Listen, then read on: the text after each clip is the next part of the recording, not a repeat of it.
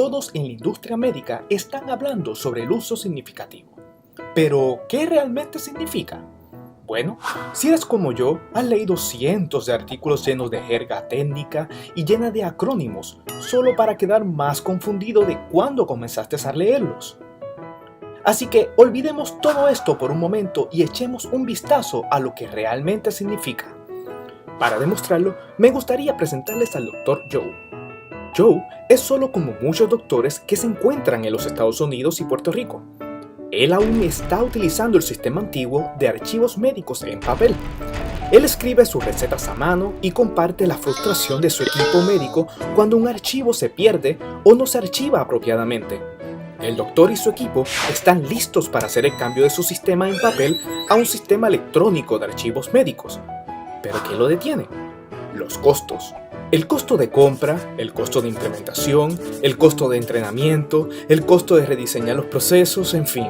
Ahora el Dr. Joe escuchó que el gobierno está literalmente ofreciendo billones de dólares en incentivos para promover la adopción del sistema electrónico de archivos médicos.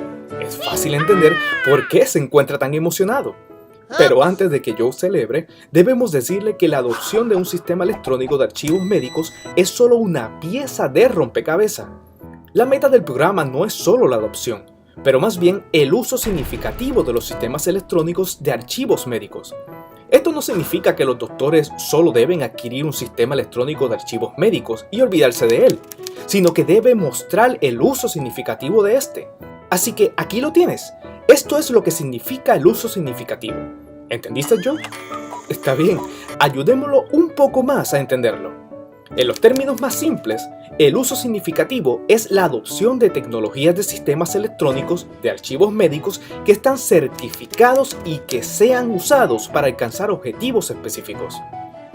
Ellos incluyen cosas como la entrada básica de datos, como los signos vitales de los pacientes, sus datos demográficos, medicamentos activos, alergias y asuntos similares.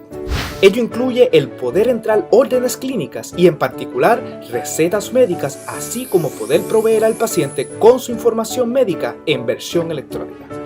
Así que Joe quiere obtener su dinero de incentivo y no enfrentar penalidades como una reducción en los reembolsos que le hace el Medicare y Medicaid. Él tendrá que tener un sistema electrónico de archivos médicos implementado para el año 2015.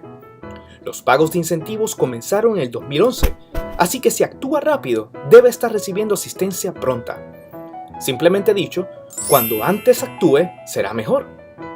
Joe puede ahora comenzar el proceso de adopción del sistema electrónico de archivos médicos y alcanzar el uso significativo requerido.